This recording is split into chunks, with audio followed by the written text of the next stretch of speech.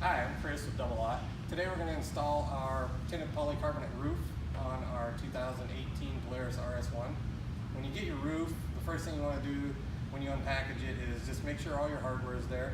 And then before you install it, make sure you peel the masking off of both sides of the roof. We've already peeled it off the back side of this one. So you just want to make sure you peel the masking off, otherwise you're going to get it up there and then have to try to peel it around the bolts and the clamps. After you pull your masking, go ahead and put your clamps on your roll bars just in a general location where they're going to mount. You're going to have 2 in the front, 2 back towards the rear, and then 2 on the crossbar. This one has already had a roof on it, so it's kind of already set up. So when you put your clamps on, the 2 front clamps, you want the bolt on the inside of the cage.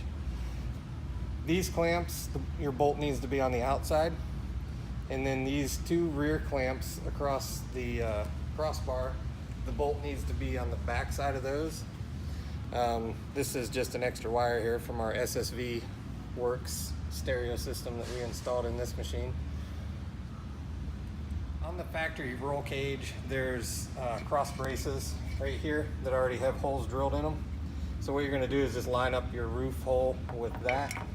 Stick the longer bolt, which is a 1-inch bolt, with a washer on it, through there, and then these well nuts, you're just going to take one of those and thread it onto your bolt. But you don't want to tighten it at this point. You just want to get it started on there, leave it loose so you have adjustability for the rest of your clamps that you're going to install. So do that on both sides, and then we'll move on to the mounting the clamps. Okay, now we're going to install the hardware and the remainder of the clamps. So what you want to do is take your bolt with a washer, stick it through the roof panel into the clamp, and then onto the rest of the clamp, and just again put a nut on it, get it started. Don't tighten it yet, and do that for the remainder of the clamps.